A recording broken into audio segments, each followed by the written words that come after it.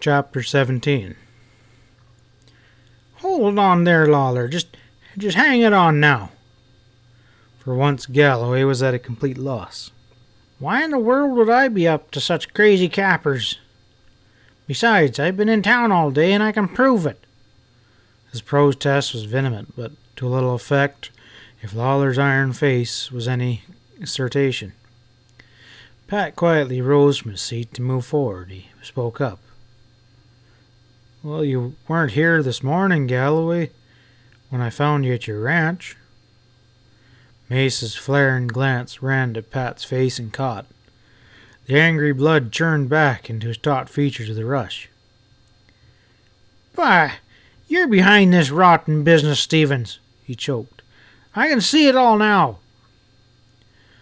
That's right, Pat grunted in masterful indifference to his attack. Morgan's well out of the way, so blame your dirty work on me, Mace.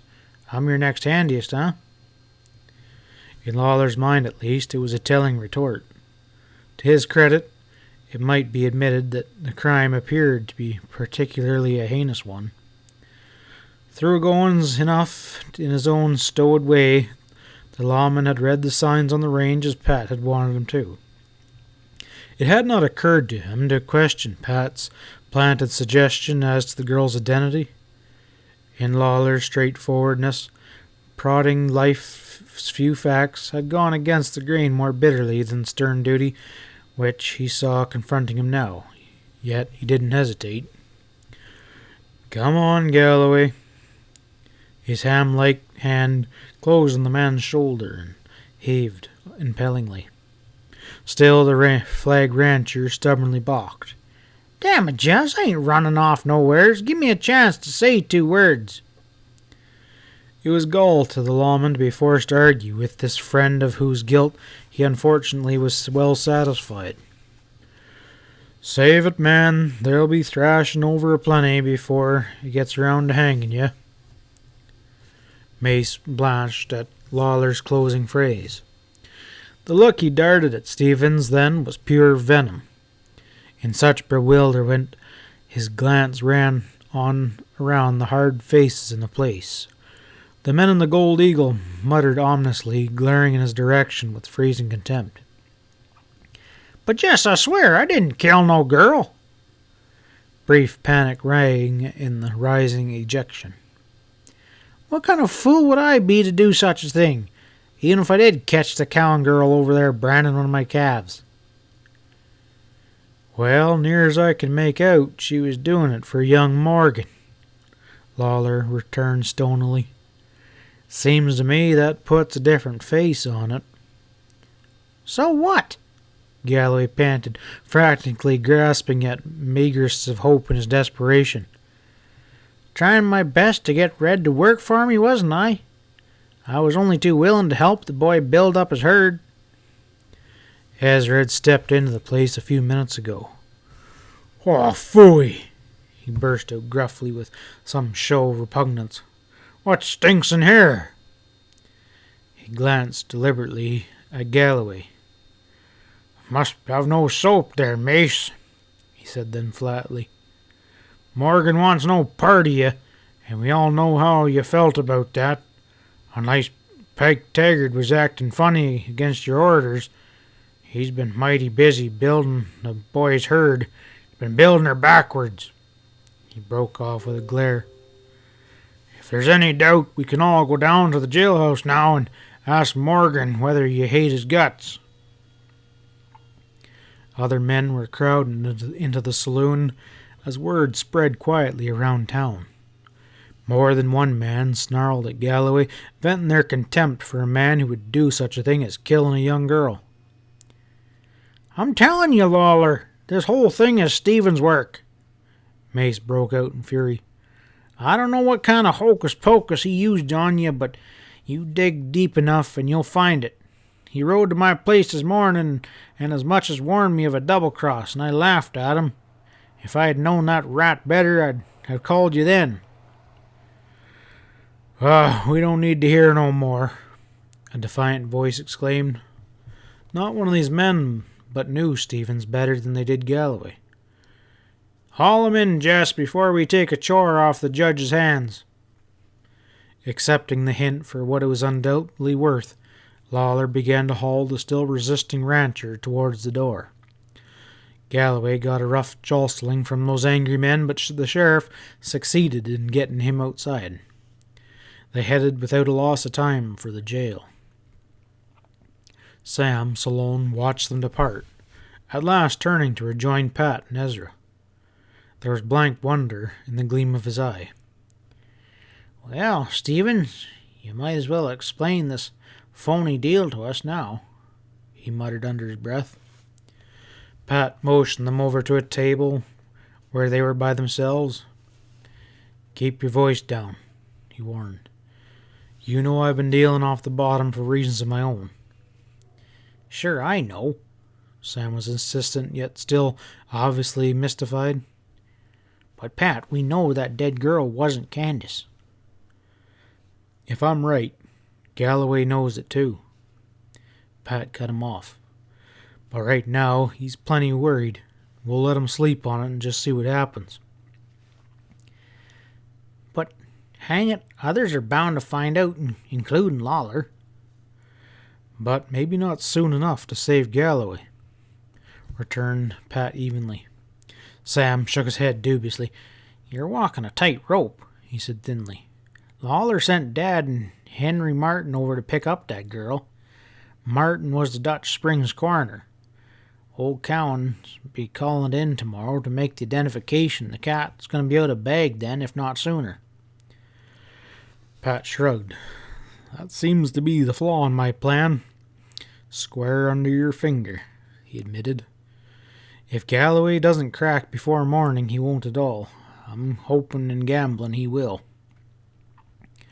Ezra had been taking all this in with knitted brows. "Well, it seems it's all blamed Chinese to me. Suppose you let me in on it, if that'd be any fair of you."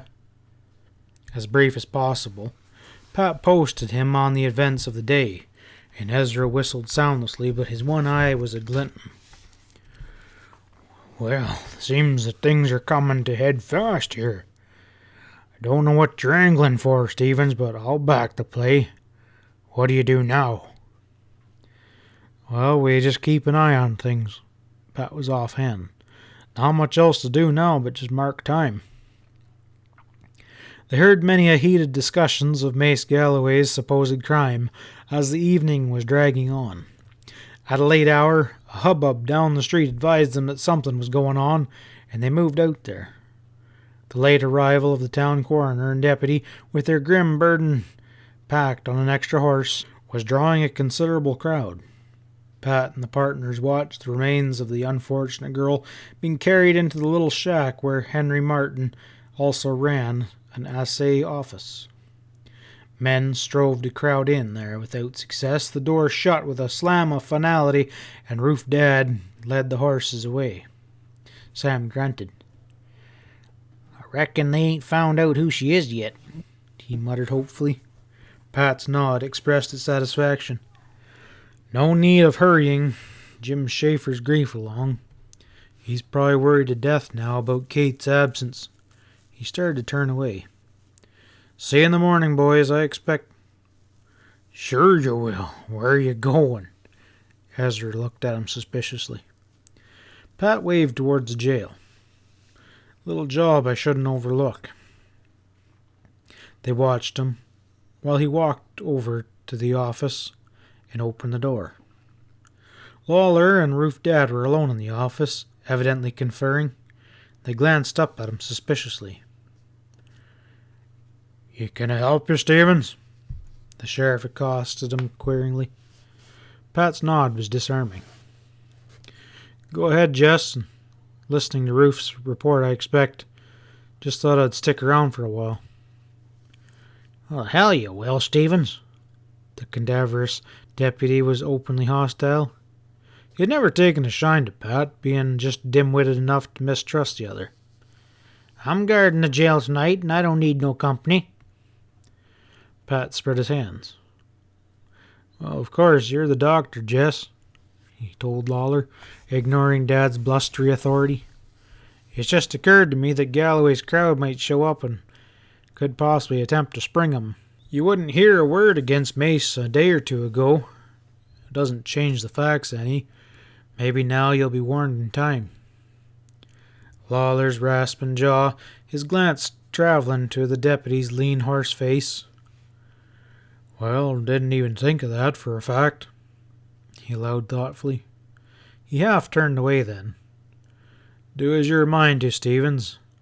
I needn't warn you not to be foolish enough to be making any mistakes." Pat smiled at the scowling deputy.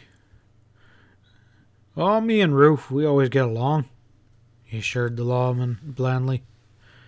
"Yeah, your way," Dad muttered, not at all pleased.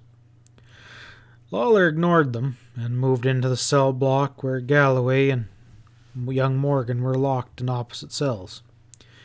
He made sure that everything was all right, then returned. "Reckon I'll have a confab with Henry. Keep folks out of here now, Ruth, for your own good." He left a moment later, bending his steps towards the coroner's shack. Silence settled down on the jail office. Dad installed himself grumpily at the sheriff's desk without speech, and Pat stretched out on a bench against the wall. It was warm in here after the nippy night air, and he presently fell into dreamy meditation. Galloway proved restless in his cell. The silence must have bore heavily upon him. "Lawler!" he called harshly at the end of 10 minutes. Dad was short with him. "Dry up, Galloway. Lawler ain't here." "Well, I don't care if he ain't." Mace was ugly. "I demand a lawyer. Better get one in here pronto, or I'll make it hot for you when he does come." "You'll get a lawyer tomorrow," Ruth called back with blunt frankness. "Where'd you find one that'll worry your troubles at this hour?" "Well, I'll make it worth his while, so don't you be frettin'. I want somebody and fast," Galloway insisted with a return of his old arrogance. "Send out to the ranch, Dad. I want Pike Taggart in here, and I want him tonight. You understand?" It was only the beginning of Galloway's demands as the night bore on. He became increasingly loud as his trials grew upon him. Knowledge of far-flung guilt rested heavily upon his mind, without his being accused of a piece of rank folly which he was painfully conscious of never having penetrated. "Blast it all, Dad!" he roared. "You think you got me short-hauled now, but you'll all be sweating for this foolishness before it's over." Ray Morgan had been listening to this extended tirade in silence, hoping to discover the reason for Mace's incarceration, because no word of Candace's supposed death having been allowed to reach his ear. But at last he boiled over with scornful disgust. "For Lord's sakes, Galloway," he hurled through the bars at the other man, "would you shut your lip and let a man have some rest?" In the office, Pat raised his head at this, listened alertly. Galloway was silent for a space, gathering his forces, and he let go explosively. "Go to hell, Morgan! This whole thing's your fault for fooling around with that girl in the first place and being such a lunkhead." The electricity generated by this speech could almost be felt as Ray turned it over in his smoking thoughts. "And what girl is that, Galloway? What you driving at?" Mace's silence was pronounced as his position dawned on him. Morgan was accredited with being sweet on the girl he stood accused of murdering. Contemptuous of the younger man as he professed to be, he was not sorry the bars stood between them. "Well, come on out with it, will ya? What girl are you referring to, mister, and what about her?" "I got nothing to say to you, Morgan. Leave me alone." With a show of exhausted patience, Ruth Dad listened glowering to this heated exchange without offering interference. Pat succeeded in catching the deputy's eye. "You better put a stop to that, Dad, while there's time." "Oh, keep quiet, Stevens." returned Roof half savagely, or I'll end up throwing you in there with him. He had to raise his voice to be heard over Morgan's surcharged tones issued from the dark cell block. Ray was giving vent to his feelings by cursing out that unscrupulous rancher with all the fervor at his command. "You're the one who dragged some girl into this mace, Galloway, and I aim to know who's behind it," he bawled. The abrupt crash of a gunshot ricocheted through the confining walls. It was from the cell block, and so alertly keyed was Pat that he was off the bench and halfway to the door before the astonished Dad could get his legs under him. "What the hell was that?" Roof brought out in a growl. Pat snapped. "Galloway must be packing a hideaway gun. He's trying to finish Morgan off with it. Stay back now, I'll settle it." The raw-boned deputy would have interfered, but he was too late. Pat slipped into the cell block and crouched in protective darkness as another echoing shot crashed out, and he heard Morgan's yell and his feet scrambling in the cell opposite of Galloway's. "Mace," Pat called out piercingly. "Drop that gun and kick her through the bars before I search every corner of that cell with lead." So fierce was Galloway's rage against the helpless puncher in the opposite cell that he fired a third time, seeking to strike the other down by means of a lucky shot. Pat's own gun roared, and the slug bounced off a steel grate to whine wickedly through Galloway's narrow cubicle, and that seemed to bring hold upon his sense. Hold it, Stevens. I'm done. I won't be shooting any more." Pat grunted. "Little bit different when you're on the receiving end, eh? Let me hear that gun slide out here now." The weapon grated across the floor, and Pat groped for it and picked it up. "Morgan, are you all right in there?" "No thanks to Galloway if I am." Ray's angry exclamation sounded prompt. "Why don't you drag that treacherous wolf out and string him up?" Such an opening was Pat's chance, and he did not pass it up. "Well, that'll probably happen. Once it's learned that, after all he's accused of already, Mace had gone hog wild and tried to kill a man in a cell." It sounded utterly damning. Assured that the danger of flying lead was past, Dad came bustling in with a lantern. Galloway slumped in the cell, crushed. "Morgan was driving me crazy with his darn chattering," he exclaimed defensively. "By rights I shouldn't even be in here." He was shivering now, as if with ague. Nobody bothered to contradict him. Dad looked both his prisoners over, ascertain that Morgan had fortunately escaped injury. He silently motioned Pat outside. Following, he closed the cell-block door with a slam. "Let 'em rot," was his callous ultimatum. Pat more accurately judged the extent of the mental torment under which the flag rancher labored for the duration of the night. He was unfeigningly relieved when, early the following morning, Sam Sloane put in an appearance, accompanied by Sheriff Lawler. Jess' glance slid over to Pat. "Everything quiet?" "Quiet?" echoed Dad disgustingly. He threw back the cell-block door. "You take a lesson for yourself." Jess heard a crackled and rusty voice. "Lawler!" It was Galloway, and he sounded urgent. "Come on, Lawler, I want you in here." Lawler calmly moved that way, shucking his coat. Pausing to hang it on a hook, he was arrested by a glimpse of Mace's flushed and determined face through the bars. "What seems to be bothering you, Galloway?" "Let me out!" Mace's Russian words were a counterpart of his decided manner.